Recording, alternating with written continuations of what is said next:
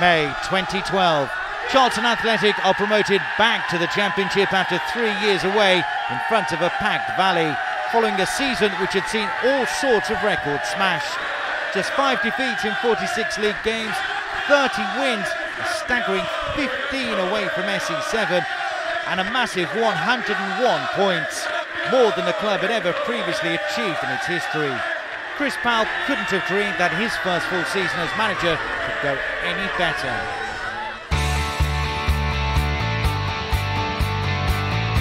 Over the next 90 minutes, you'll be able to enjoy the numerous highs that Charlton enjoyed over the 2011-2012 season, as the Addicts swept all before them in Empowered League One, gaining the highest points tally in the top 4 divisions of English football.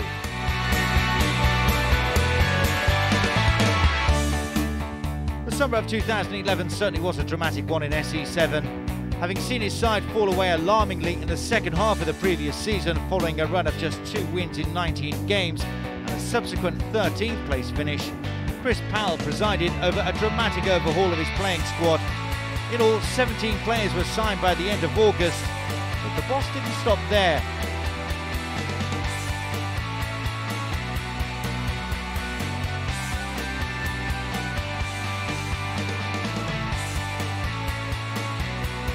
A further 10 left the club in what was a complete revolution.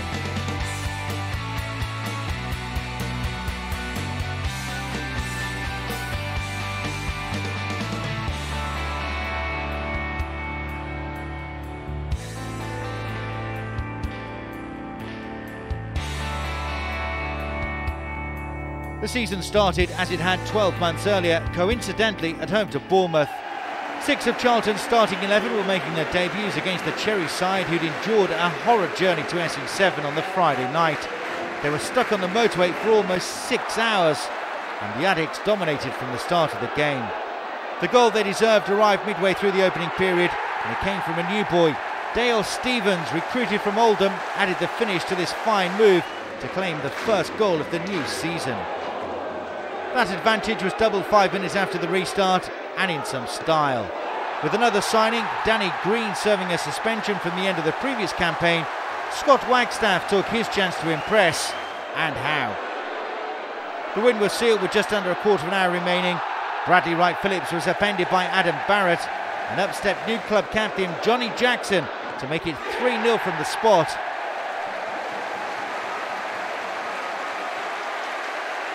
I remember addressing the players before the game, and you could see they were excited, but also just wanted to sort of get the game underway. And I think sometimes it's only good that you have that little bit of edge to your play. And I felt they were in a good place. They've done ever so well in pre-season. And I remember the Millwall game where I actually felt, you know, we definitely matched them on the day. I just felt, you know, it could be our year. I didn't want to say it publicly. I just kept it to myself, and just felt that if the players played to their maximum, they could do it. And that Bournemouth game, I felt after the first 10 minutes, we were in the ascendancy. Got the goal, really good team goal, and then Scott Wagstaff's superb goal and Johnny Jackson's penalty. And I think it just settled everyone down. And I think our supporters, we were seeing a new team, new heroes. You know, I think they were pretty pleased with that first win, which is always important. But it was about carrying that on, and for 13 games we did. The Addicts maintained their 100% start at Meadow Lane 7 days later. Scott Wagstaff continued his fine beginning to the new campaign, claiming his second in as many games after being set up by Paul Hayes. And it was Hayes, who'd been released by Preston over the summer, who doubled the lead moments before half-time after he converted Bradley Wright-Phillips' cross. County handed themselves a lifeline when Christian Montano pulled one back on the hour mark, but the visitors held firm to record another victory.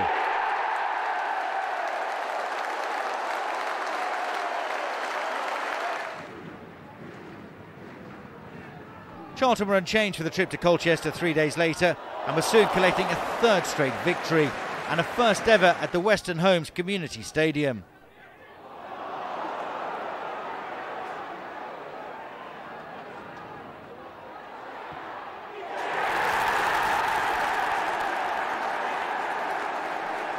A first-half brace from Bradley Wright-Phillips did the damage as the Addicks laid siege to the U's goal. Charlton created chance after chance as the home side's goal led a charmed life. In the end, Chris Powell's men were forced to settle for 2, but 9 points out of 9 was a pretty impressive start to the new season. The winning run came to a sudden end the following weekend, though, against struggling Scunthorpe, as Charlton were knocked off the top of the table, something that wasn't going to last too long. What made this result all the more surprising was that the Addicks had drawn into a 2-0 lead thanks to headers from Johnny Jackson and the informed Bradley Wright-Phillips.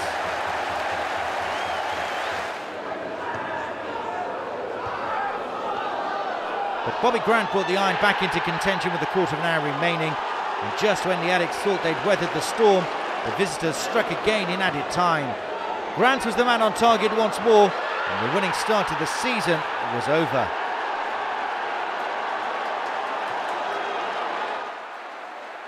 Chris Powell then made 11 changes for the Carling Cup tie with eventual End Power Championship winners Reading for a game which had been postponed following the London riots. But the Addicks still claimed a notable scalp. Paul Benson's first half goal gave the hosts the edge. And when Jason Ewell got onto the end of Simon Francis's cross to double the home side's lead, the tie looked beyond the Royals. Reading did rally though. Sean Morrison's goal set up a tense last quarter of an hour, but it was the Londoners who progressed to the second round. In fact, the winning margin could have been greater. Ruben Bova Izquierdo coming desperately close to a debut goal as Charlton progressed to round 2. The unbeaten run was maintained at Gig Lane in Charlton's next match, and for the first time they conceded the opening goal. Ryan Lowe's free kick put the Shakers ahead at the break.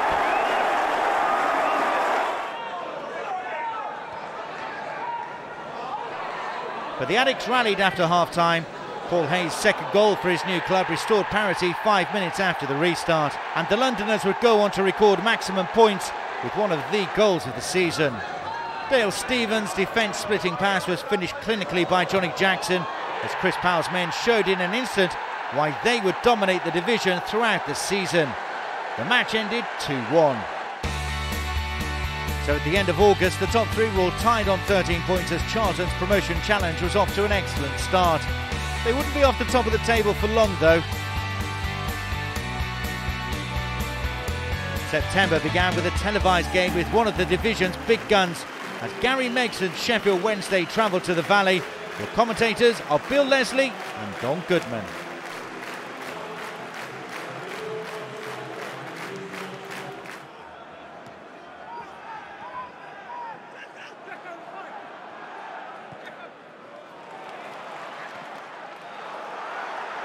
Bradley Wright-Phillips! What a return to the side!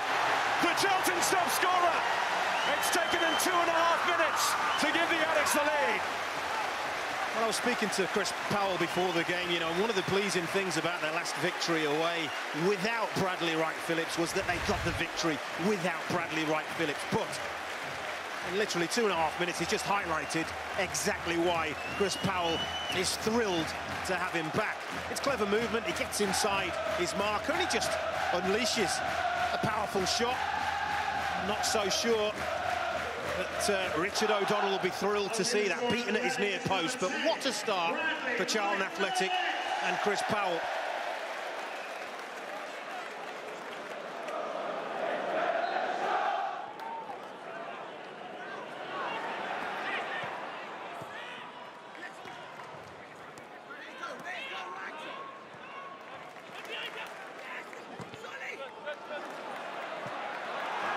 Bradley Wright-Phillips, keen to pounce, it's on a plate! Oh, it's fired over by Dale Stevens. Well, I don't want to see that again, because that is a glorious opportunity, and once again the defending from a Sheffield Wednesday perspective leaves a lot to be desired. Let's look at this ball, it should be dealt with, but the skipper Rob Jones doesn't deal with it. And Dale Stevens has got to hit the target here.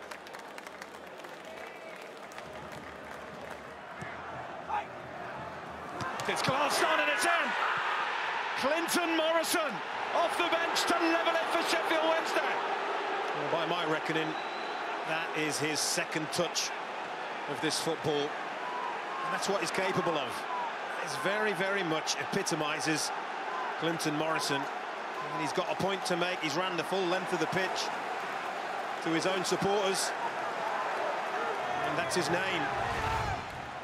This is what he brings to the party. We said set piece, not dealt with at the near post. Who gets on the end of it? A striker, a clinical striker, a striker who knows where balls are going to drop in penalty areas. He's got a lot to do. Just about keeps it down, goes in off the bar, and we said it, didn't we? For all Charlton's dominance, Gary Megson's team are level.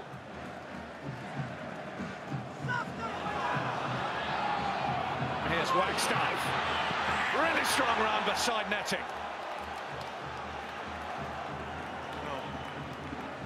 He wanted more, didn't he? Gets on the end of a little flick.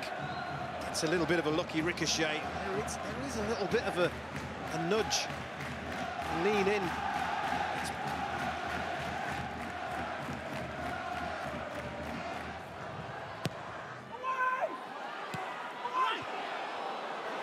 Wagstaff didn't catch it quite right, nor did Wright Phillips. Well, have had his shirt held on to that. They just can't clear it. And it's wide, tantalisingly wide. Comical defending, isn't it? Really comical defending. Sheffield Wednesday can't clear it. Misplaced shots, it's bobbling around.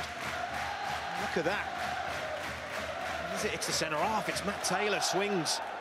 It's a really good effort, goes through a lot of bodies. Look how close that is.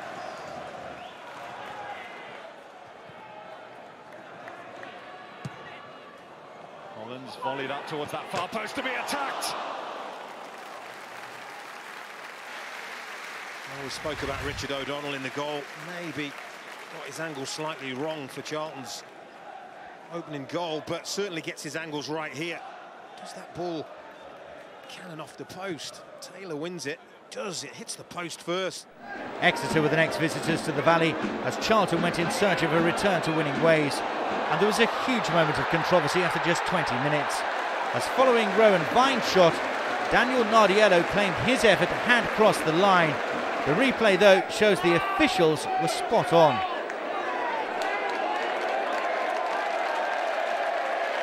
Things soon got worse for the Grecians, as following comments to assistant referee Michael Webb, the Exeter forward received his marching orders. The depleted visitors fought on bravely but were undone moments before the break when Bradley Wright Phillips opened the scoring following some fine link-up play with Paul Hayes.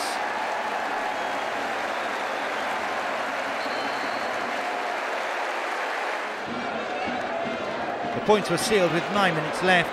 Dale Stevens atoning for his glaring miss against Sheffield Wednesday 5 days earlier by cruelly slotting home.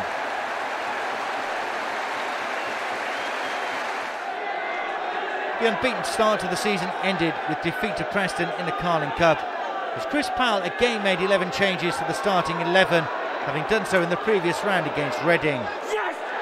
Darryl Russell, who would soon be joining the Addicts on loan, opened the scoring before the visitors added a classy second. Danny Mayer secured North End a trip to Southampton in round 3.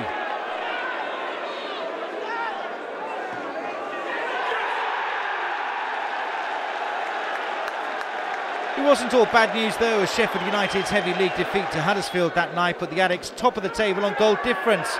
They didn't know it at the time, but they would stay there for the rest of the season.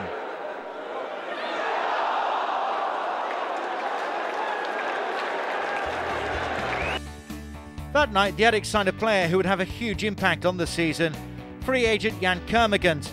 He was a player the boss knew well from his time at Leicester.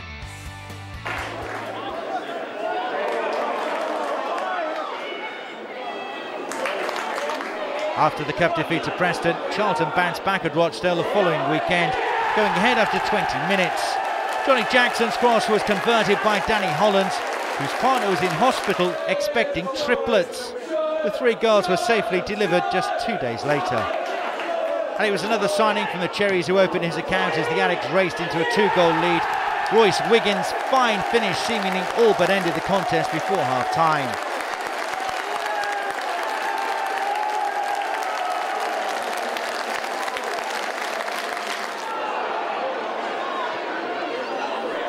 But Dale came racing out of the blocks after the interval and would amazingly soon be level. First, Ashley Grimes' outrageous header brought the home side back into contention. And just 3 minutes later came the leveller. The visitors failed to clear and David Ball cracked home the goal that made it 2-2.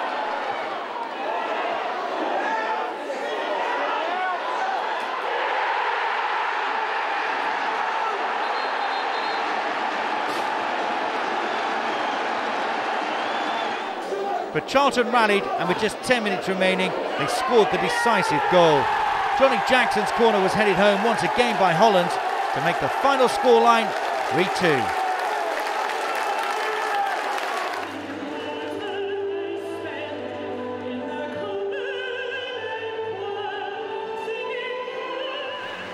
The football for a fiver promotion was back for Chesterfield's visit, and after the disappointing result against Exeter on the incentives revival, this time Charlton rewarded the 22,000 crowd by winning, moving 3 points clear at the top of the table.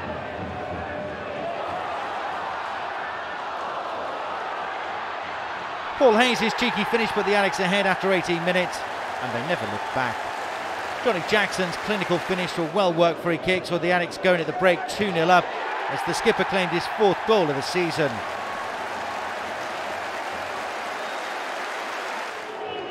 The Spyrites rallied after half-time though and made a real game of it. Leon Clark, who would sign for Charlton later in the season, was fouled by Michael Morrison, and up stepped Danny Whittaker to halve the deficit.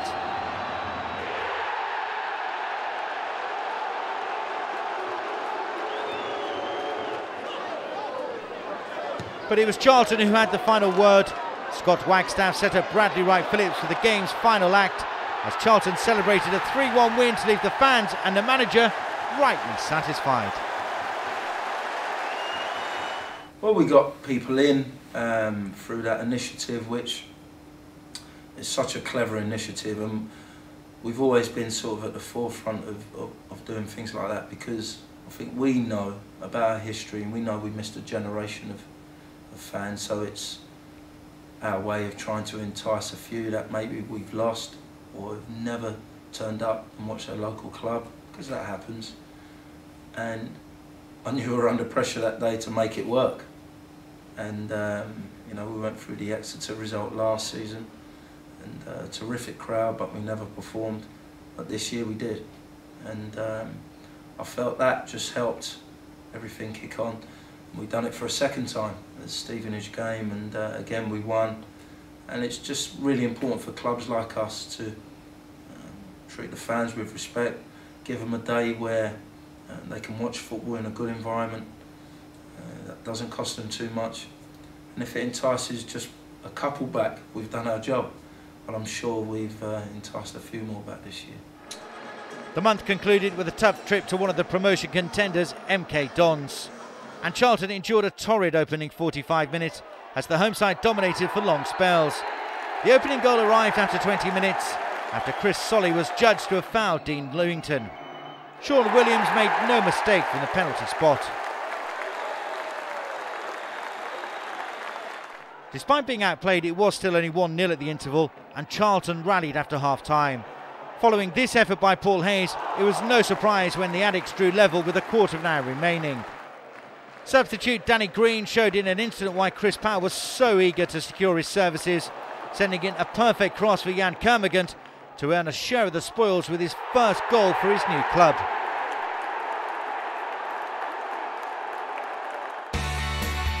"10 games gone and things were looking good. Top of the league and unbeaten, and although Preston had a game in hand, it was the Addicts who were setting the pace. October dawned with the biggest test of the season so far, a top-of-the-table clash at Bramall Lane. And after a tense hour which saw precious few chances created, it was the Addicts who grabbed the opening goal. Jan Kermagant was introduced as substitute for the second game running and put the Addicts ahead with his first touch.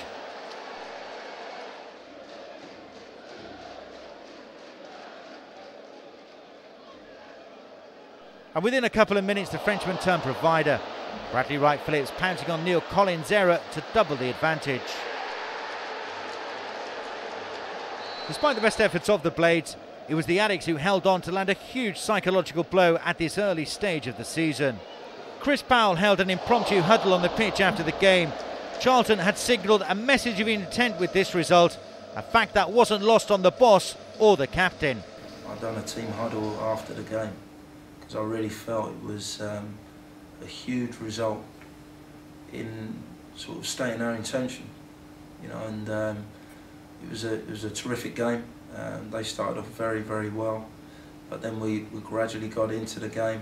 I felt we were never really in danger after the sort of first 15-20 minutes, and you know, Jan came on and scored with his first touch, which was just amazing. We had a corner. I just felt it was right for him. With the prowess he's got in the air to go in, and he scored straight from the corner. And then Bradley Wright Phillips quickly scored a second, and I felt we kind of arrived that day, and I think a lot of teams really took notice of us from that result. 1-2-0 comfortably, performed well on the day, and for me that felt like a significant day. You know, like if you can go to the sides around you and get those sort of results, then you've got every chance of doing it against the other team. So I think that felt like a significant day. The boss made 6 changes for the televised visit of Brentford in the Johnston's Paint Trophy. Given the opportunity, he probably would have rested a few more. And against Brentford, the weakened Addicks made a disastrous start. Despite the best efforts of John Sullivan, Blair Adams was on hand to fire the Bees into the lead after just 90 seconds. And things soon got worse as debutant Mikel Alonso fouled Toumani Diagaraga and the visitors were awarded a penalty. Bees skipper Kevin O'Connor made it 2. The Addicks had a mountain to climb. The tie was over just past the hour mark. Diagaraga, who'd netted against the Addicks in the league the previous season, took advantage of some more hesitant defending to fire beyond Sullivan. Initially the goal wasn't given, but after consulting his assistant, referee James Linnington awarded it. The goal ensured Charlton's interest in this particular competition was just a fleeting one. Tranmere visited the Valley the following Saturday, and after the club's previous 3 meetings had ended in 1-1 draws, this encounter took on a similar pattern.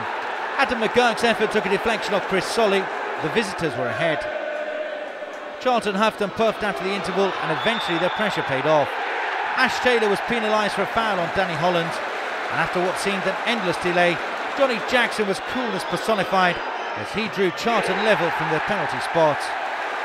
Late on, Charlton had the chance to claim a dramatic winner, but Bradley Wright Phillips couldn't beat Owain Fon Williams. Despite only drawing, the result extended the unbeaten start to 12 league games, matching a club record set 84 years earlier. However, the great run was shattered the following week as League One new boy Stevenage inflicted defeat on Chris Powell's side. Former Addick Stacey Long's shot was going well wide before taking a wicked deflection and sailing beyond a helpless Ben Hamer. Charlton had their chances to draw level, Bradley Wright Phillips coming within inches of restoring parity here. There were chances at both ends though, John Ashton unlucky to be kept out by the crossbar. Charlton's final chance to claim an equaliser fell to new signing Leon Court, but after he'd been kept out by Chris Day, the game was up for the Addicks, as 13 proved to be the unlucky number.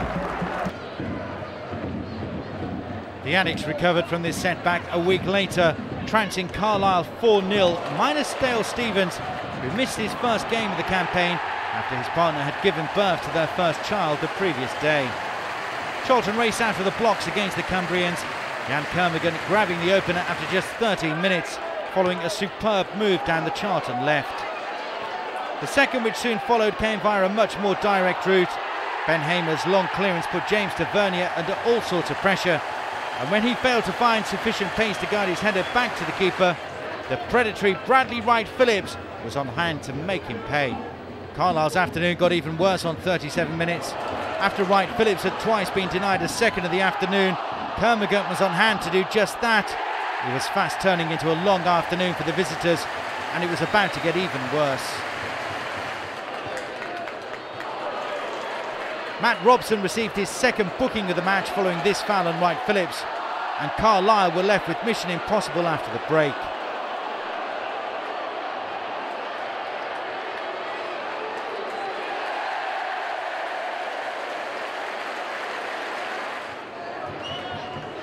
They certainly didn't help themselves. Danny Holland's low shot somehow crept in beyond Adam Collin in the visitors' goal.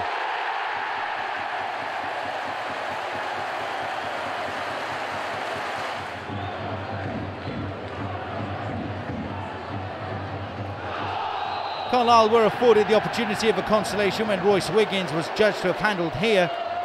However, Ben Hamer's save to deny James Barrett from the spot capped a fine day for the hosts as they responded to the setback at Stevenage in some style.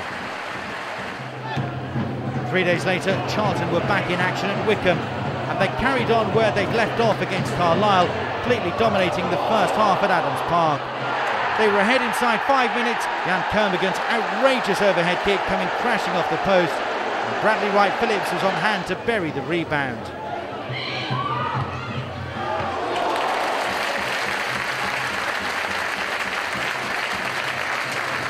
And Charlton's leading scorer would grab his 10th of a prolific campaign just before the break, racing on to Danny Holland's superb pass to double the lead.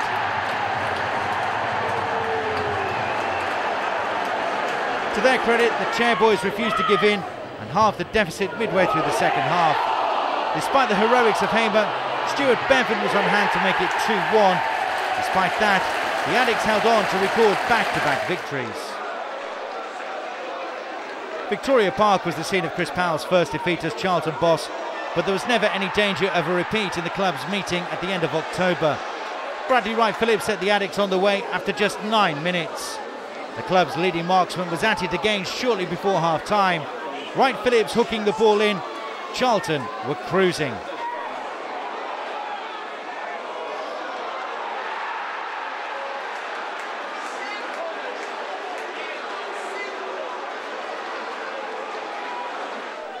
Goal number 3 arrived 11 minutes after the break. Danny Holland getting onto the end of Johnny Jackson's set piece to seal the 3 points.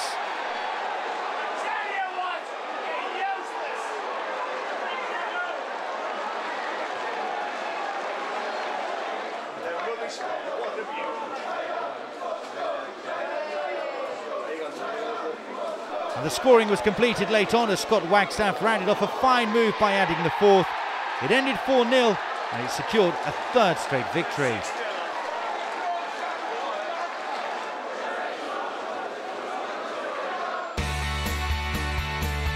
So at the end of October, Charlton were 3 points clear at the top and more crucially had a 5-point buffer over 3rd place.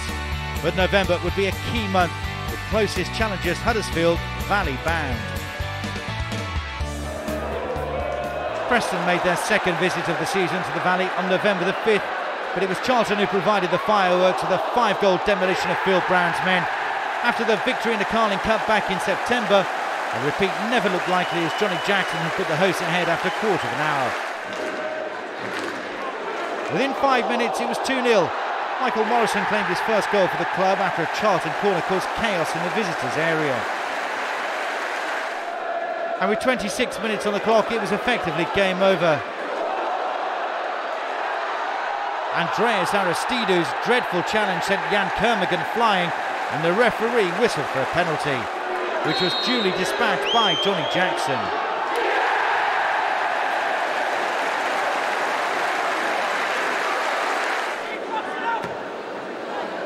Amazingly, it was 4-0 before the interval. Brian McLean's woeful header enabled Bradley Wright Phillips to claim goal number 13 of a hugely profitable campaign. But the best was saved for last from an Addict's point of view. Royce Wiggins' superb cross was buried by Danny Holland's header. It was quite a way to celebrate his 26th birthday, which was just a day away.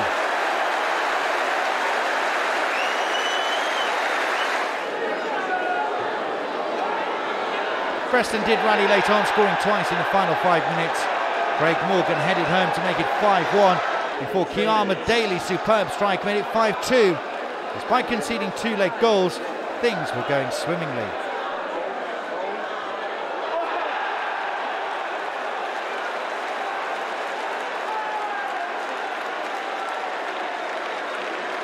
8 days later, the Addicks started their FA Cup campaign live on ITV. The tricky clash at non-league FC Halifax Town. And with the shock at Northwich Victoria still fresh in everyone's minds from a couple of years back, Charlton knew a performance was needed. Commentary comes from Peter Drury and Jim Begling.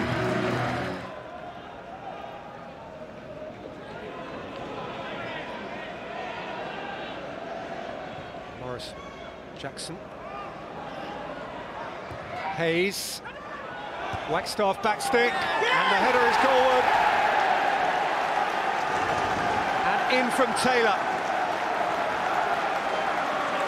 40 minutes of Halifax resistance has been broken down, and the long journey north is made worthwhile by the big centre-half, Matt Taylor. Well, we've not seen great quality in Charlton going forward. They've been a little tentative, if anything, but it just opened up into that pocket of space, and it's a good ball far post from Paul Hayes. He's hung it up there and he said, well, go on, get your head on that. And Matt Taylor has been coming up for a lot of the set plays, has placed that beautifully away from Simon Eastwood. There's no way he's going to get across to that. That's a smashing header.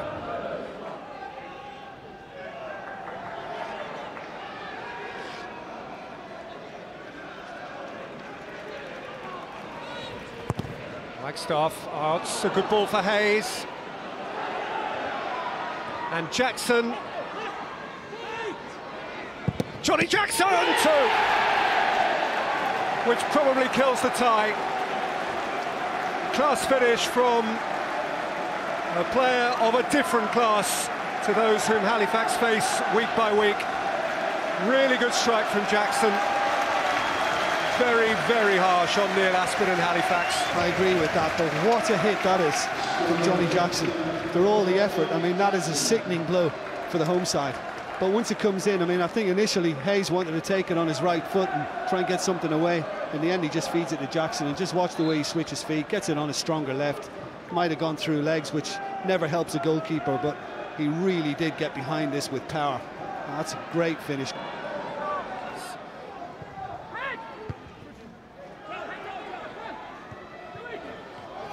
Oh, goalkeeper was left embarrassed by the touch of Danny Hollins, and Charlton are out of reach now. Ball bounced around uncomfortably. Eastwood had nowhere to go. Hollins popped it between his legs, and the tie is done and dusted. Yeah, well, it's just a loss of concentration now, and I think that can happen, you know, after the blow of the second goal for Charlton. Once this comes back, it's missed. It should have been cleared. He's onside, Danny Hollins, and once it does fall for him again, he's left-footed and controls it nicely, and the little flick then through the goalkeeper's legs.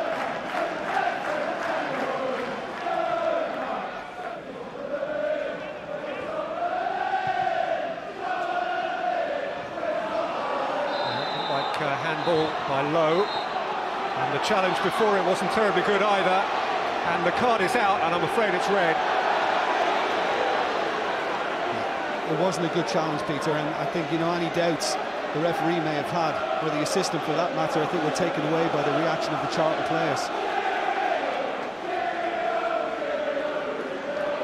Well, a day that started sweetly, which promised much, and which was sustained for a long period by a dogged, laudable Halifax. I'm afraid, from their point of view, going to end rather lamely, and worse than that, as a result of that late lunge from Danny Lowe, who will be first into the shower. Yeah, he was sold short by McManus, and he got caught on his heels.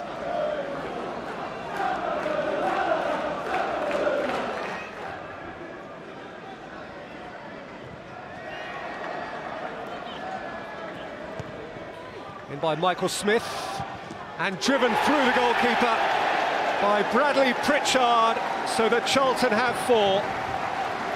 His first goal for the club, and one that merely rubber stamps their progress into the second round. An unfortunate moment for Simon Eastwood, but confirmation, as if it were needed, that Charlton have prevailed here. Yeah, I mean, he's in space all the way. Look, Bradley Pritchard, and he has time to actually control it. Anderson can't get across and drive it at the near post and hope for the best, and it goes right through the goalkeeper's legs. for the second time. Hollands did it, and now Pritchard has followed suit, and it's done and dusted. Charlton travel to Griffin Park next, keen to avenge their Johnston's Paint Trophy defeat to the Bees. But it was Uwe Rosler's side who enjoyed the better of the first half. Niall McGinn couldn't have come any closer to opening the scoring. Charlton stepped it up after the interval and would eventually take the lead, but not before this sickening clash between Shalem Logan and Richard Lee. The right back was eventually replaced after a lengthy stoppage.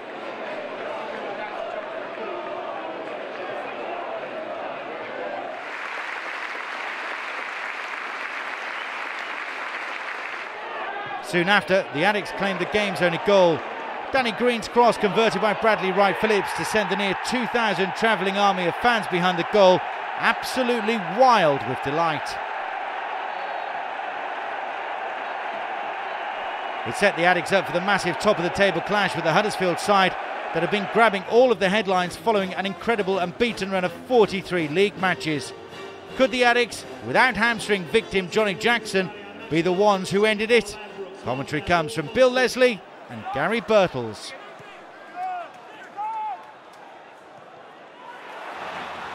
But here's Bradley Wright-Phillips. On his left foot. 40-year-old goalkeeper Ian Bennett could fall and save. Well, with 14 goals to his name, he's going to be confident. He's onside there. Just gets in that channel, but he's looking up. There's only one red shirt coming to help him. Checks inside. Thinks he's got to go himself, and I quite agree with him there. He had to look up there. Nothing on. One red shirt in there. Stanley Green to take it, and take it well. And Charlton get the touch. Jan Kermagant opens the scoring for the league leaders. All about quality of delivery. Said it was a good angle. Right footer whipping it in with pace. He gets the quality spot on. And what a header as well by Kermagant. Look at the quality. Gives everybody the chance to attack it. Doesn't do too much with it. Just lets it come on to him. Just flicks it. Nothing more. You can sometimes overdo it. Just gets a little touch. Enough pace on the ball in. Just to deliver it into that bottom corner. Fabulous header. Fabulous free kick. Quality all round.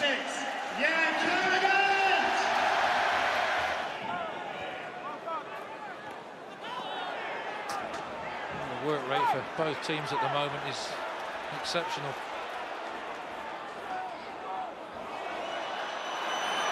Bradley Wright-Phillips could be through here. Out comes Bennett. Ephraim! On his full debut for the club, Hogan Ephraim scores a second for Charlton. And Huddersfield with it all to do if they're going to stay unbeaten. Well, that's all about backing up there. Bradley Wright-Phillips does exceptionally well. You think Bennett has come out and snuffed out this danger. That's a quick throw in, they don't pick up particularly well. It's flicked on there to Bradley Wright-Phillips. Gets a bit of luck. You think the keeper's dealt with it. Who reacts first? Ephraim. He'll be disappointed, Lee Clark, when he sees the reaction here. Gets a bit of luck there. Keeper does well, but nobody reacts. 3 against 1, and the one comes in and just slots it bottom corner. There, Bennett comes out brave. Only one man reacts quickest. That's Ephraim, and look at the reaction from Chris Powell and his staff. Launched long by Green. It's a free header, very nearly into the top corner. Well, Green got some superb distance on that throw. What a header, They though. just weren't ready for it. I think it was Jan Kermagant again who got the final touch for Charlton. What a header, but what poor marking this is. Long, long throw. Look how much time and space he's got. Beats the keeper, all ends up, and that's a long way out to generate that power up and over. They're just so unfortunate. It's just not a tap in for somebody. Jan Kermagant! Oh, he's flying, isn't he? Bennett make a save again. He'll do a lot more than that. Brings it round the wall with power and pace. Right around it. Bending all the time. Parkin has Ward to one side. Ward! And it glances off the crossbar. He got plenty behind that. Well, I'm not sure he meant that as a shot. I'm sure that was a nice cross, and that's why Hamer is having that little smile. He's just trying to put it in, and look at the pace and the movement in that. He tries to get his foot wrapped around it. In the end, it just goes direct, moves, dips, but not quite enough. Hunt in, overrode, Park in, and saved onto the post. Well, maybe it's just not their night. The second time in this second half that the woodworkers come to Charlton's rescue. Well, he's a big man and he gets down a little bit late, but does his best to keep that out. Great control from Parkin.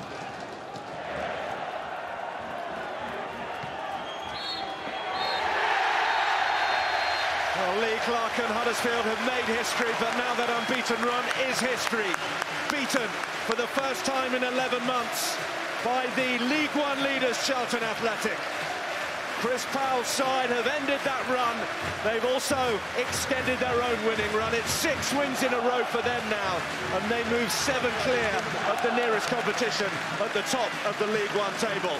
The damage done in the first half. Jan Kermigan scored the first goal, and Hogan Ephraim, on his debut on loan from Queen's Park Rangers, his first start for Charlton, he fired in the second. Huddersfield knocked. They tried to keep that unbeaten record going, but they came up against some superb defending from Charlton Athletic, who showed exactly why they are in pole position at the top of League One. It was a huge game again, another game where we can look at one of our closest rivals and pit our wits against them. And I felt, you know, we trained all week and there was a real determination about the squad. Training on the Saturday and Sunday, and then playing them on the Monday night. And Hogan Ephraim had just joined us as well on loan, and you know, Jan opened the scoring from Danny Green's cross, and then Hogan scored the second just before half time.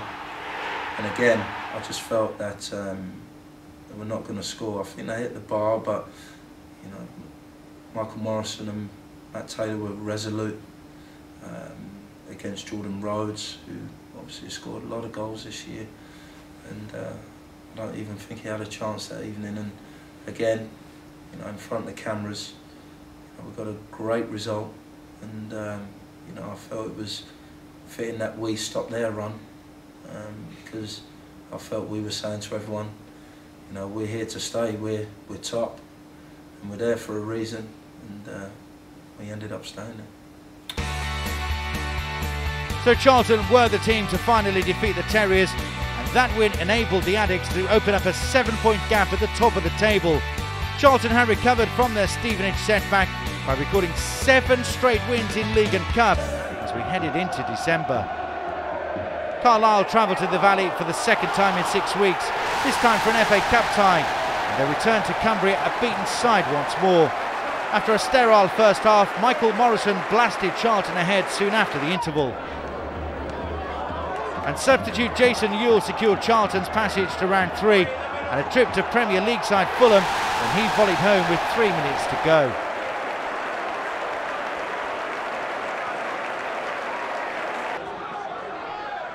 A trip to Walsall was next on the agenda for the Addicts, and it would prove to be the end of the 8-match winning run. The ball fell for John Mackin after 36 minutes to put the Saddlers ahead. However, the free-scoring Addicts were level before the interval. Loney Hogan Ephraim, who'd netted it in that memorable recent win over Huddersfield, crossed for Jan Kermigan to make it 1-1.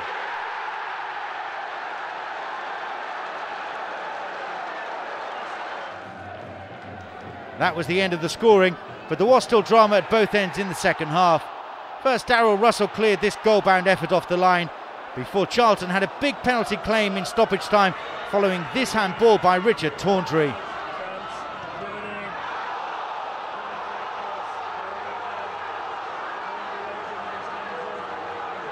There was still time though for Hogan Ephraim to hit the post, but the match ended 1-1.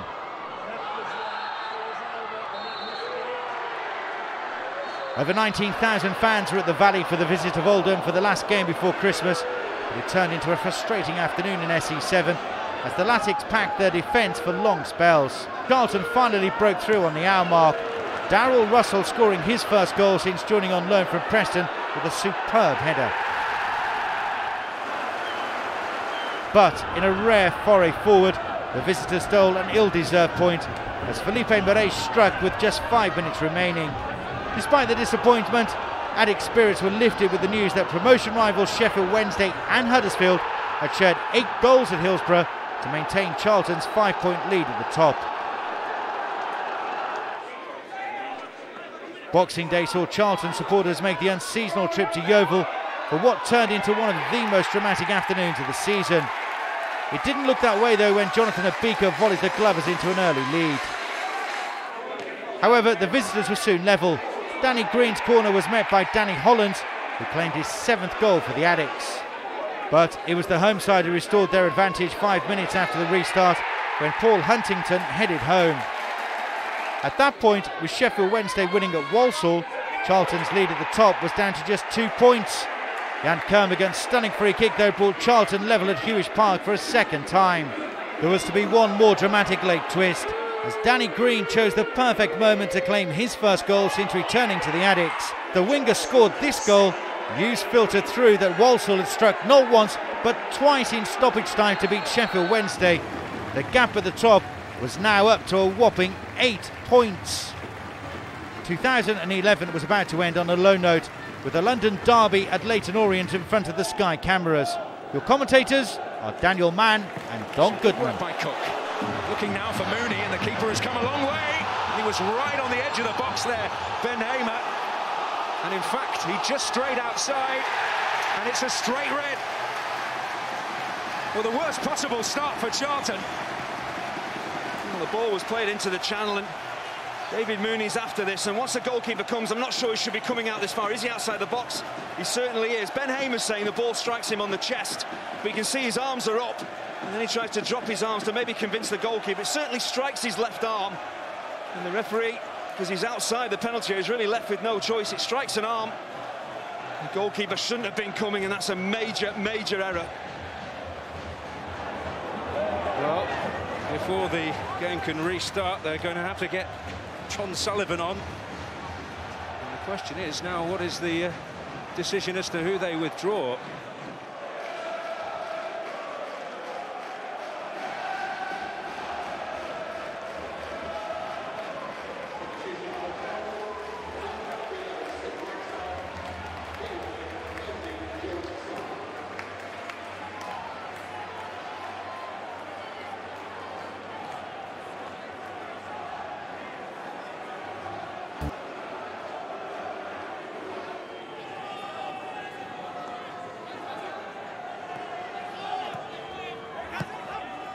Spring, a bit of space to work with. This is the opportunity to shoot first time, but not the second. And the league leaders behind. A real stroke of ill fortune with the deflection, but it's Matthew Spring against his former club. Old acquaintance has certainly been forgotten on New Year's Eve. No, it's not the hardest shot that Max Spring will ever take, but you hit the target, you get a bit of luck, you get a deflection, and Orient get the opening goal. It's patient play. Spring gets involved. This is a clever piece of skill. Goes past 2 Charlton defenders. It's not the best shot he'll ever strike. And John Sullivan, he's just come off his line that little bit too far, just outside his 6-yard box. And once the deflection off Morrison takes place, you absolutely no chance. That's Matt Taylor the ball comes off, but the keeper doesn't have a hope of stopping this. But good play from Spring. Gets a huge chunk of luck. And Orient ahead.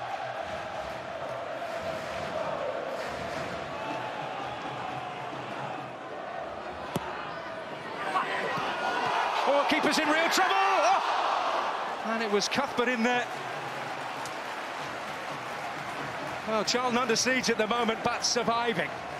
Well, this is not the most convincing goalkeeper you'll ever see from John Sullivan. You've got to be stronger than this. You've got to go through bodies and at least punch that clear if you can't get hold of it. Once again, it just nicks up a Charlton defender, but the keeper's got to do better than this. Get people out of the way. You've got to get to that ball.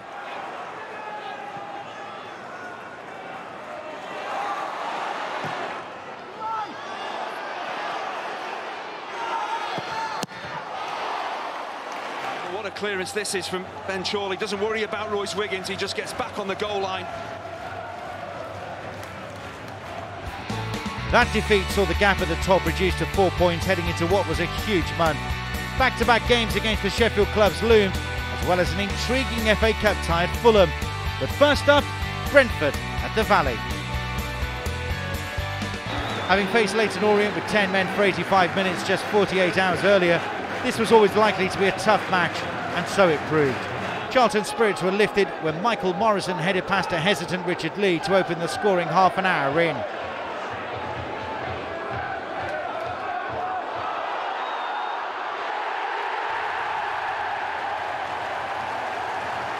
In the second half, Johnny Jackson so nearly doubled the advantage, only to be left frustrated by the post. But the second goal did eventually arrive in stoppage time. Danny Green collected a long clearance and showed great composure to roll the ball beyond Richard Lee and secure an important 3 points for Charlton. Once again, Chris Powell's team had bounced back from a defeat in impressive style.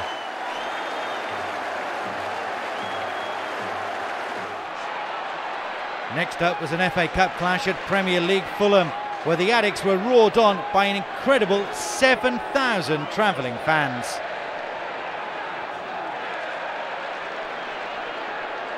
Martin Jol fielded his strongest side for the visit of the League One leaders, and it was the Premier League side who went ahead after just 8 minutes through Clint Dempsey.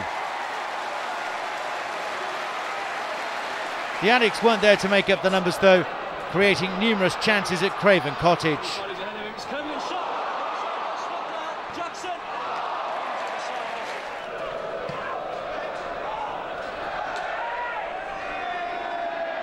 After Jan Kermigant had gone close, Charlton were all over Fulham, creating chance after chance.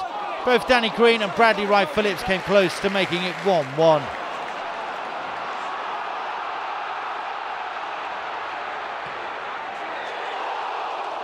The Addicks just couldn't get a goal, and Dempsey eased Fulham's nerves by adding a second.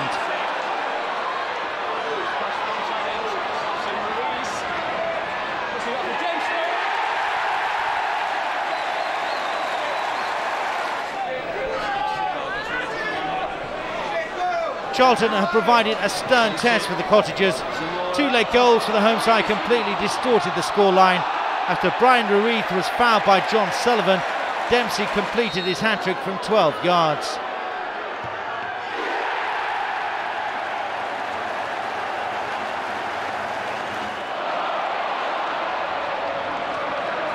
And Damien Duff's deflected shot made it 4 as Charlton's FA Cup run was over. While the result was ultimately disappointing as well as hugely flattering for the hosts, the Addicks could take heart from giving the Premier League side a real contest. Next up was one of the biggest 2 weeks of the season, as Charlton faced the Sheffield clubs back to back. Final score, Fulham 4, Charlton 0. At Hillsborough, Johnny Jackson chose the perfect moment to demonstrate his dead ball expertise. His perfect free kick securing a huge 3 points away to fellow promotion rivals Sheffield Wednesday.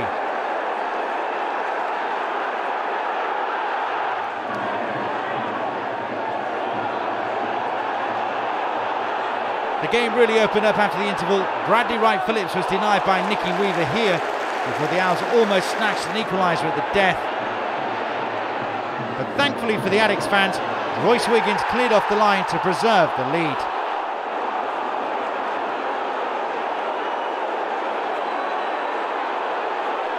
The last chance of the match fell to Darryl Russell, but he was denied by the former Charlton keeper, and soon after the final whistle blew, the Addicks were able to celebrate a monumental result. It was a massive victory for myself and for the team really. I think that week was the week that everyone started to think, well, yeah, actually this team's gonna do something, and you know, we won there and then we won at home against Sheffield United. Nearly 21,000 fans were at the Valley to see the Addicks take on the red half of Sheffield 7 days later. Incredibly, the game was settled by another moment of genius from the skipper.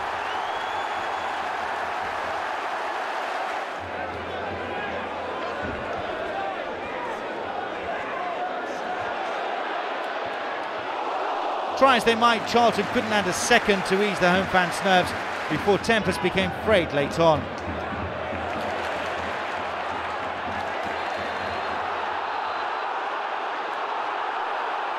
Darryl Russell saw red for this 2-footed lunge on Kevin McDonald before James Beattie foolishly joined him in receiving his marching orders after he became involved in a scuffle with Jan Kermigant.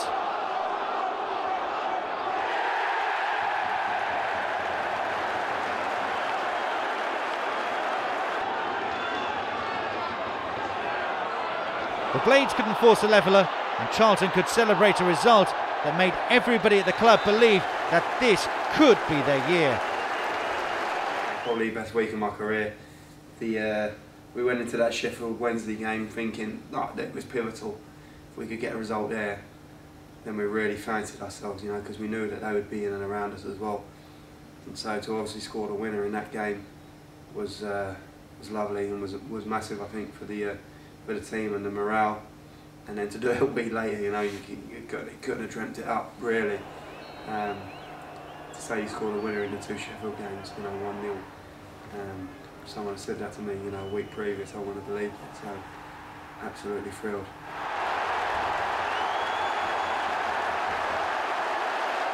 When you're playing against not only one but 2 of your rivals from the same city, 2 teams that have got good support, huge resources, you know, you really want to pit your wits against them and kind of say that we can match you guys and we can even go even better. And I felt Sheffield Wednesday was a big moment for us. They're quite an intimidating team, you know, big side, quite physical under Gary Megson. But you know, we prepared well. We knew we would have to stand up for ourselves and play our football when we earned the right to, and we done that from the first whistle. And you know, to a man, they really stood up for themselves. And then when we got the moment of quality from Johnny Jackson, I felt it was only going to be one winner. And no matter how hard they tried to knock us out of our stride, I felt we just got stronger and stronger as the game went on. Could have extended our lead, should have done maybe. And Royce Wiggins, I remember, just cleared one off the line when the pressure was on towards the end of the game. But you know, I thought that was a great result, and then to follow it up with another Johnny Jackson special, this time in the other corner, and at home against Sheffield United, who I felt played very well on the day. You know, but we got 3 points again, and I think a lot of people from that moment started to believe that this could be our year. After 2 such monumental performances, a trip to unfashionable Exeter was always going to be a real test. And after a sterile first half, the Addicks did take the lead, albeit in fortuitous circumstances. Danny Green's cross deceived Grecian's keeper Artur Krysiak for the game's only goal, as Charlton's fantastic New Year form continued. Exeter threw caution to the wind, and Charlton had former Grecian Ben Hamer to thank as they secured a 4th straight clean sheet in League One.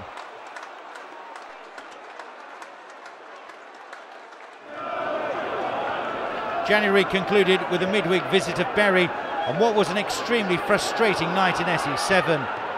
Linnell John Lewis's first half strike was the first league goal the Addicks had conceded in 2012.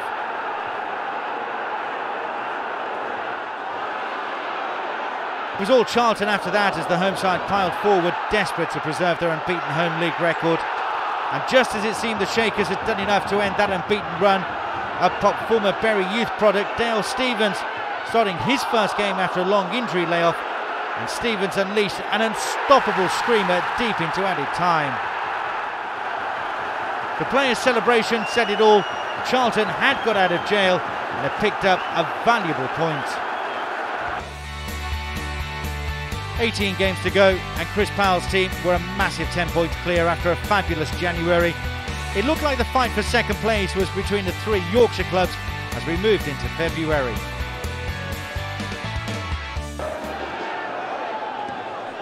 Due to the cold snap, the Addicks were without a game until MK Don's visit on Valentine's night.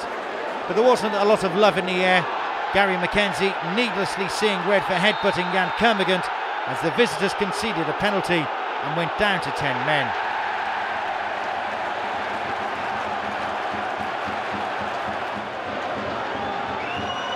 Upstep January N-Power League One Player of the Month, Johnny Jackson. He opened the scoring for the home side after 43 minutes.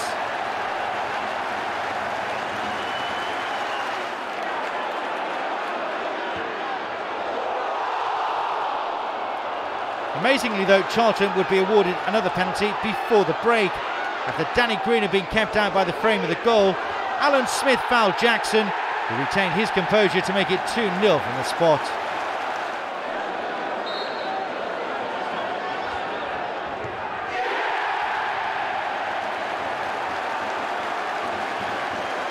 The second half, though, was a different story, as the Addicks seemed unable to make the extra man count, and it was no surprise when Dean Bowditch halved the deficit late on. It mattered little, though. The Addicks won again.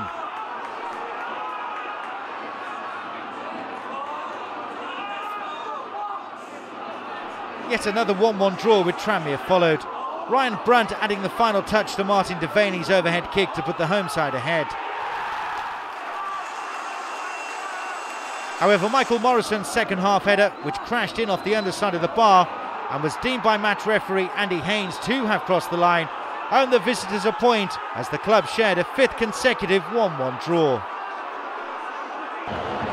And the honours were shared again just 3 days later as struggling Rochdale grabbed a point at the Valley. Nicky Adams' deflected opener came very much against the run of play.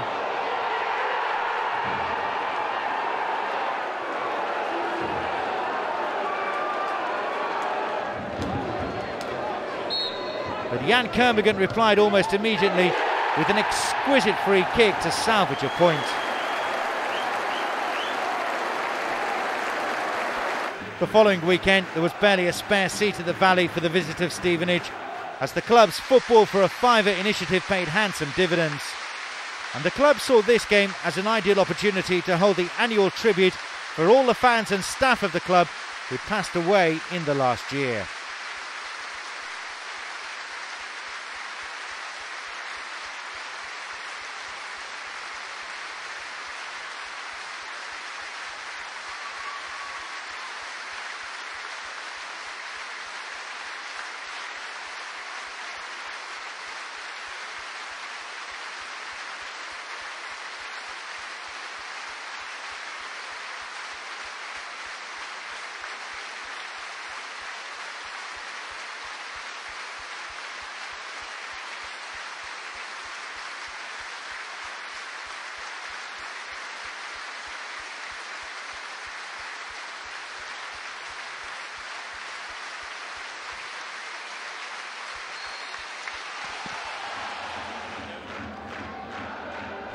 And the sellout crowd were treated to another Charlton victory. After a goalless first half, Michael Morrison's stunning strike put the Addicks ahead.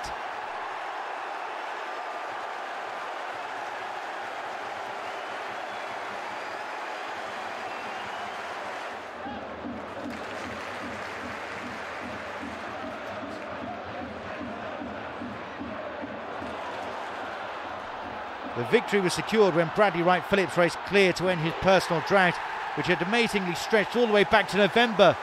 Both goal scorers very happy men come the final whistle. I don't know why I hadn't gone up for the long throw, but I hadn't, and as they cleared it, it fell to me on my chest and it sat perfectly, and I just tried to get my head over it and put it towards the goal, and it's just gone straight in the top corner, and it was brilliant, you know. It was a fantastic feeling, and it's the first time I've ever scored outside the area, and it'll probably be the last time, and it was a great feeling. I didn't really know what to do celebration-wise, and lucky enough I think Danny Green grabbed me and saved my embarrassment of running round, so it was a great goal, and you know, it was a highlight of the season for me. I was happy, but I feel in that game I had like 5 to 6 chances, you know, and I only scored 1, so I was happy, you know, because I got my first goal after 14 games, but I feel like I should add more. Following that goal, Charlton's leading scorer was suddenly back in a groove, claiming a first career hat-trick in the next match against struggling Chesterfield. After a quiet start, Danny Green's deflected cross rebounded off the frame of the goal, and invitingly for the forward to put the visitors ahead.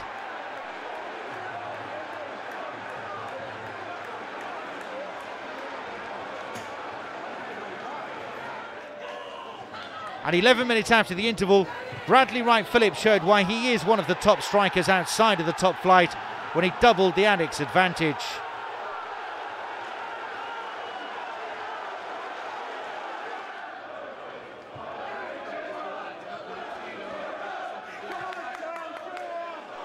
Two soon became 3 when great play by Chris Solly enabled Johnny Jackson to sweep the ball home.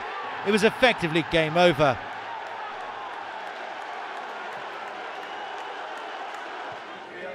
Wright Phillips made sure he'd be leaving the B2 Net Stadium with a match ball though, when he added the fourth.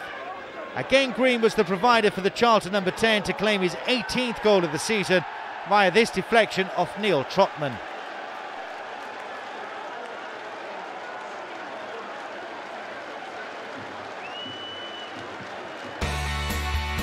Charlton were 13 points clear, 15 ahead at third. The champagne was surely on ice for the runaway leaders, but March was to turn out to be an indifferent month. It started so well with victory at Bournemouth. Despite an unconvincing performance, which saw the Cherries create several decent chances, it was Charlton who ultimately prevailed.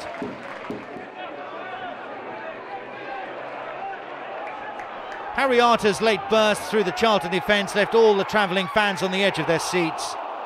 But it was the visitors who stole the point in added time, with another telling blow from the lion-hearted Jan Kermegant.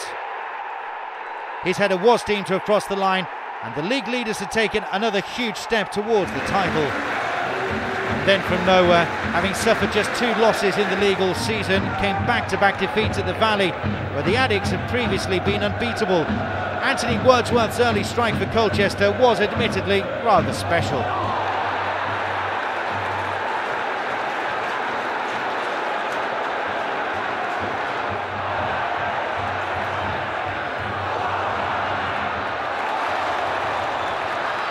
On a disappointing night, Johnny Jackson's strike was as close as Charlton came before the visitors sealed their win in farcical circumstances.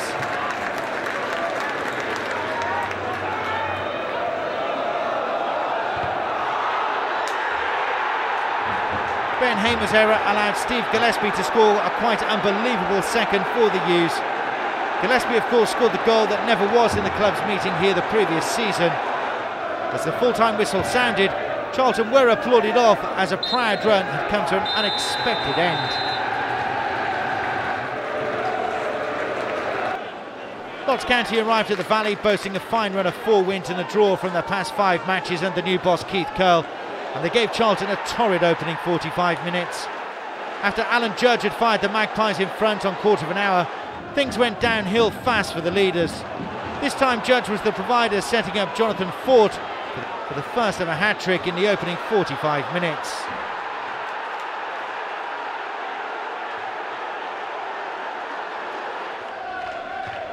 County was soon in dreamland as a horrendous mix-up between Ben Hamer and Matt Taylor enabled Ford to put the visitors 3 goals to the good.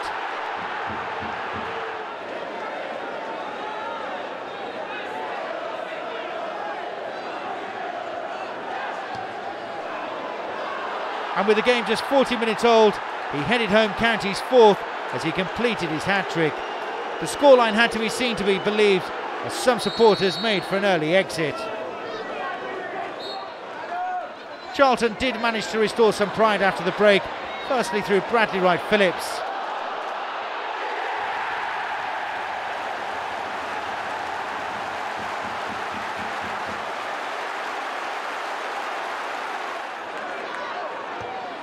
And then Scott Wagstaff's flying header, but the damage had been done, and the Addicts now had to lick their wounds after their worst week of the season.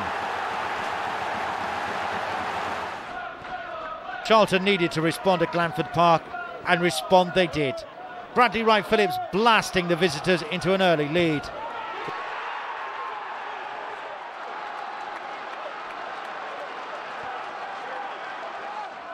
It nearly got even better as Danny Hollands came desperately close to adding a second.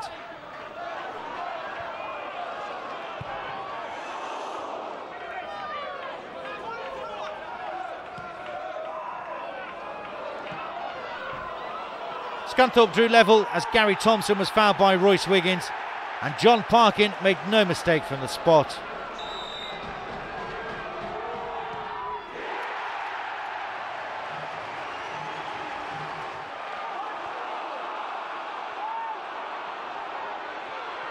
Scunthorpe had the better of the second half as Ben Hamer pulled off a string of fine saves to preserve the point, but after the previous 2 matches, this was definitely a step in the right direction.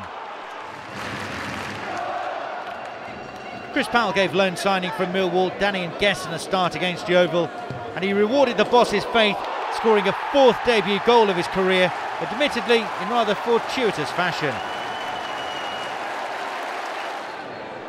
Charlton doubled their lead in rather more conventional style. Jan Kermorgant headed the ball back across for top scorer Bradley Wright-Phillips to claim his 21st of the season.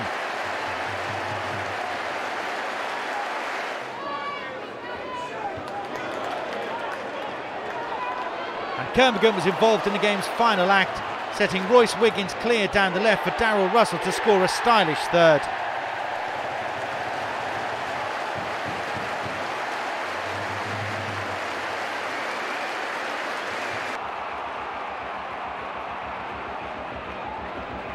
But Russell was to have a less impressive outing at the Galfarm Stadium 4 days later. First he gave away the penalty, which enabled Jordan Rhodes to put the Terriers in front.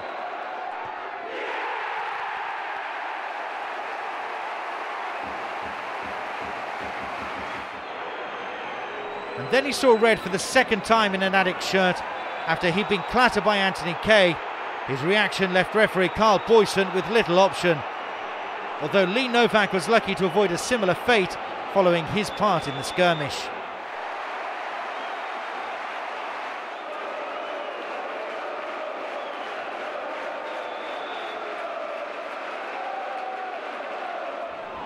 The 10 men from South East London battled bravely, but ultimately left themselves with too much to do as Huddersfield edged the points.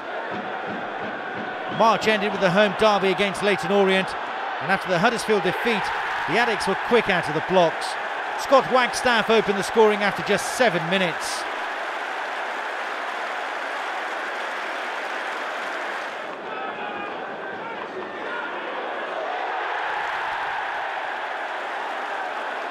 Leon Court soon added what he thought was a 2nd, only to have his celebrations curtailed after the referee spotted an infringement.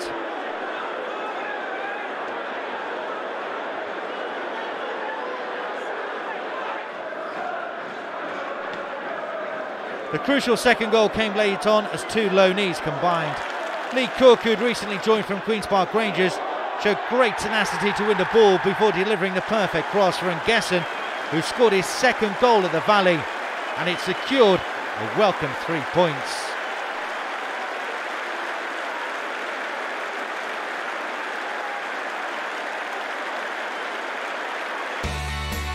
There were 6 games to go, and while the gap had been cut following 3 defeats in March, Charlton knew that matches were running out for the chasing pack.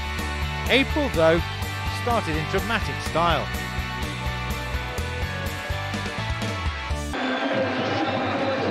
The Easter programme kicked off with a trip to Boundary Park, and it was here, in many people's eyes, that Charlton effectively sealed their place in the Championship. The Addicks were up against it as early as the 30th minute, and Danny Hollands was red-carded following this challenge on Kieran Lee.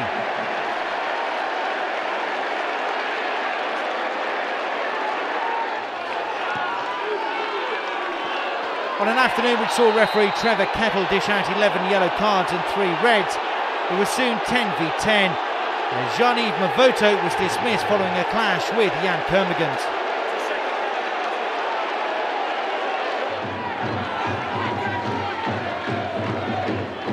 And it was Charlton's French striker who would score the game's only goal shortly after half-time, following some fantastic play by Royce Wiggins on the left.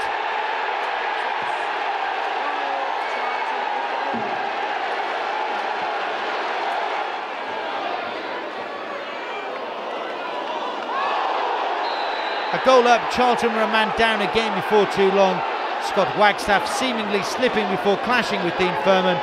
Somehow the Addicks held on though to record an incredible win, which left the boss justifiably proud. I don't think I've been involved in a game like it. Throughout my playing career and managerial career, it was just a crazy game, won by a terrific goal. But the spirit of the players, when they went down to 10, we lost Danny Hollands, and then Oldham lost a player, and you're thinking, well, 10 v 10, you know, it shouldn't have been, but it's happened, you have to deal with it.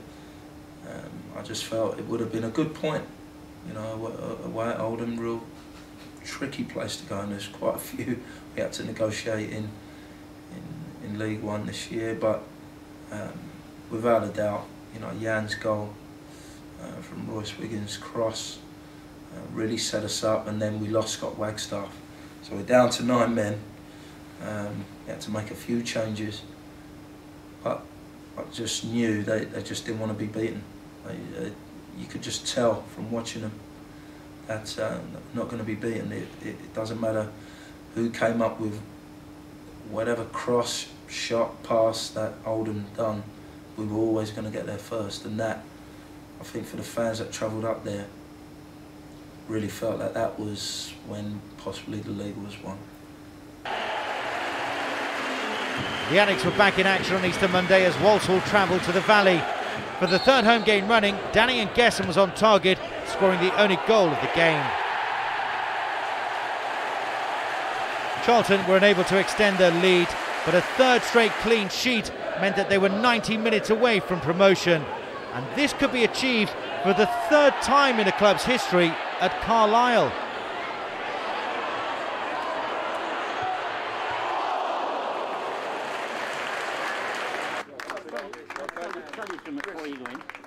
For that to happen though, the Addicks needed to win and hope Sheffield Wednesday dropped points at Colchester. As Chris Powell and his troops arrived at Brunton Park, morale was understandably high, and the mood got even more celebratory with news of an early Colchester goal against the Owls.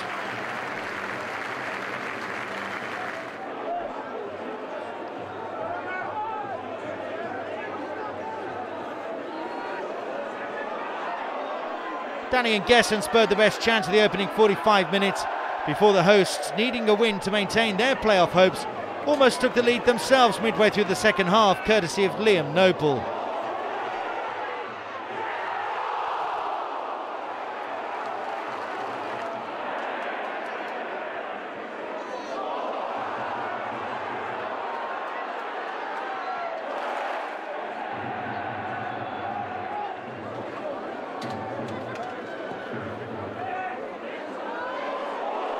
By now it was 1-1 in North Essex, but Charlton still needed a goal to ensure promotion.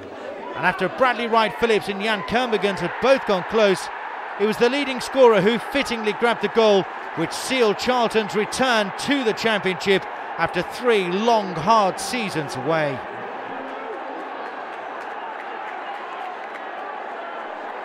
As the final whistle went in Carlisle, Sheffield Wednesday's game was still to finish, but the near 1,000 strong travelling army let the players know promotion had been achieved, and yet again it came at Carlisle.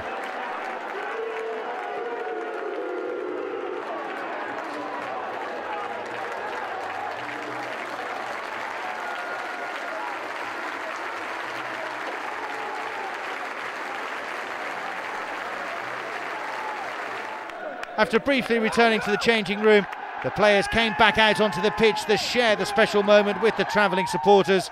And for Chris Powell, in only his first full season as manager, it was a truly emotional moment.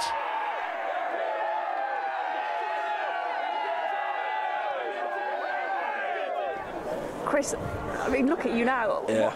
How emotional has the last 90 minutes of your day been?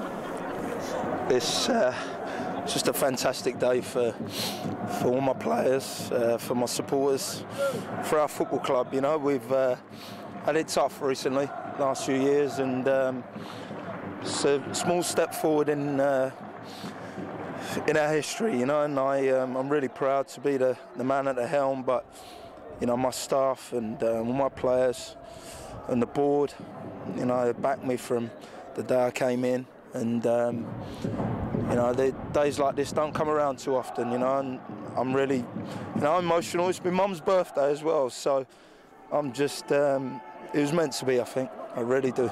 6 points clear with just 3 games left. It was party time in the Valley for the visit of relegation threat to Wickham. A win here and any sort of result for MK Dons against Sheffield United, and the title was Charlton's. Jan Kermorgans' stunning free kick got the party started.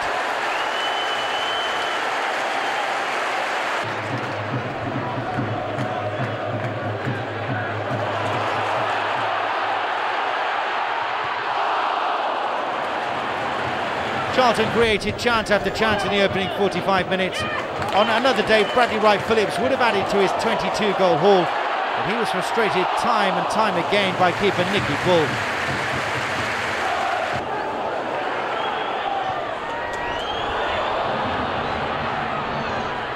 Against the run of play, the Chairboys levelled moments before the break. After Stuart Bevan had been denied by the heroics of Hamer, the visitors' leading marksman was on hand to draw the teams level.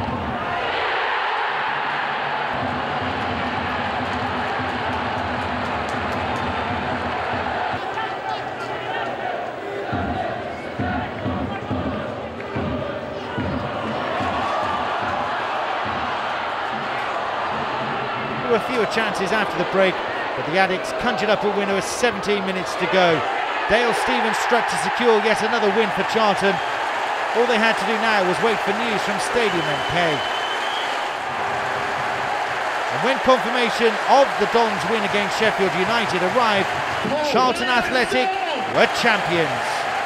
The celebrations lasted long after the final whistle, as Chris Powell was held aloft by his players. 12 months on from the club's lowest league finish in 37 years, the Addicts will be back in the Championship and they would be returning as champions.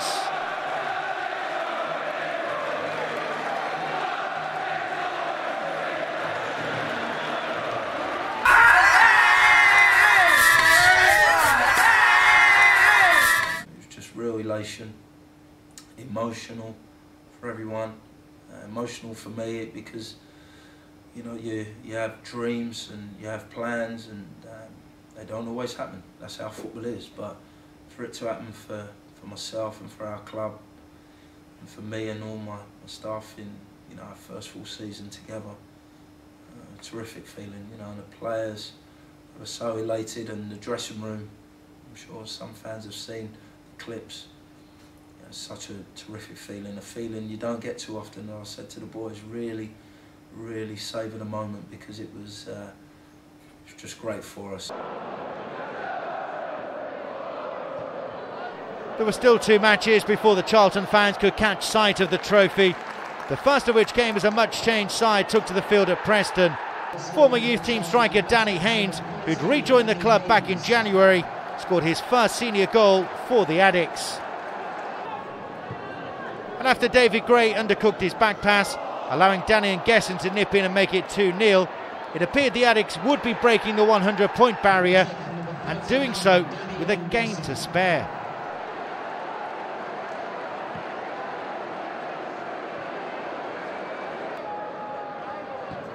But the home side fought back strongly after the break. Nicky Hunt pulled one back with a sweet strike on 57 minutes.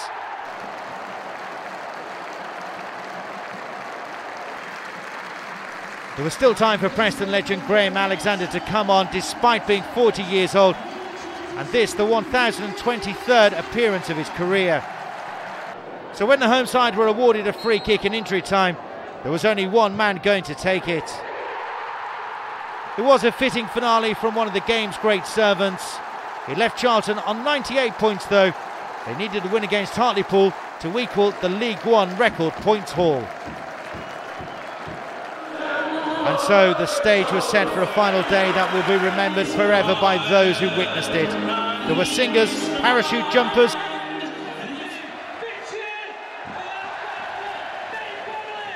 Smurfs, and that was all before the game got started. In front of a sold-out Valley, Hartlepool gave the champions a guard of honour, but their goodwill ran out when the game got underway. A lacklustre first half saw the visitors go into the break a goal up through Peter Hartley.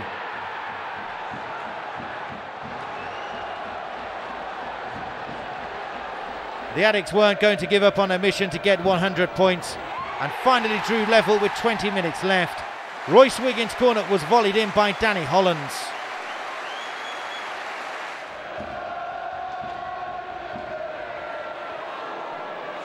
Six minutes later, Danny Haynes turned the game on its head as Chris Powell joined in the celebrations on the touchline.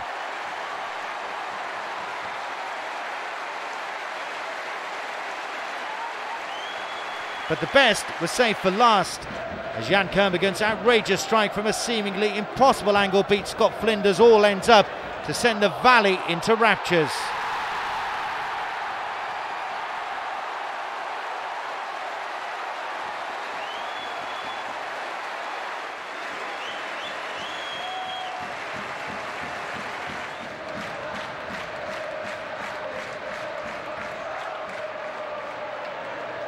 Gary Little's deflected strike was a mere footnote, and as the final whistle sounded, Charlton had broken the 100-point barrier as the curtain was brought down on what had been a truly momentous season. There was just one final act. Johnny Jackson had a trophy to lift, and in front of the fans so starved of success in recent seasons, the Charlton skipper raised the trophy to the heavens to signal the end of Charlton's 3-year stay in League One. As the players and management paraded the trophy to all four corners of the valley, it was left to the boss to put into words just what this promotion means to him and to the club. You know, I think it's about time we got in the Championship club. You know, I think that's minimum for us. But we're in League One for a reason. It took us 3 years to get out, but eventually we did. And that's how we've got to approach the Championship season, that it's right for us to be there. We've earned the right to be there. And we've got to earn the right to do as best as we can in that league and see, you know, how the season, you know, unfolds, because it'd be wrong of me to predict anything and what we're going to do, but I know for a fact we'll be right and ready for it, and we'll make sure that we'll approach each and every game in the right way and look to get 3 points in each and every game. The following day saw the North Stand Lounge packed to the rafters for the Player of the Year awards, and Chris Solly swept all before him, winning Young Player of the Year, Disabled Supporters Player of the Year, and of course the big one, the Charlton Athletic Player of the Year 2011-2012. It just rounds off an unbelievable year for me, really. Just like to say thank you to the fans for their support throughout the season.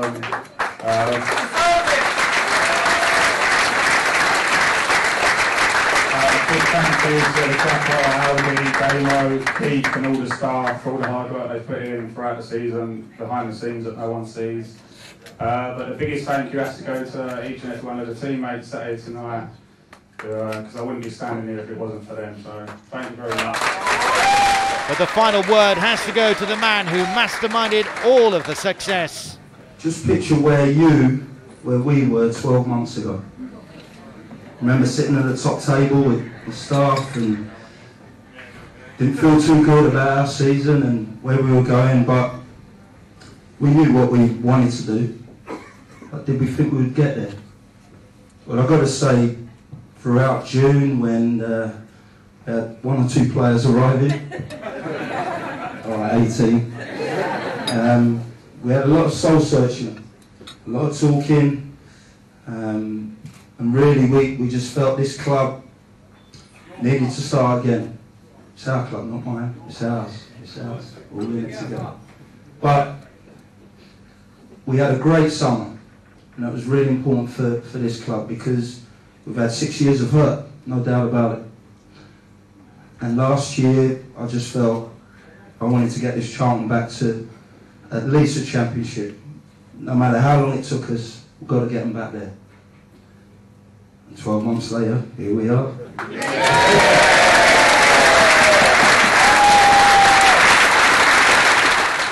So, confirmation of the final league table. Charlton Athletic 2011-2012 runaway champions. What a season it was, with just 5 league defeats out of 46 games and a remarkable 30 victories. We'll see you next season as we kick off in the Championship, but for now, we salute the champions.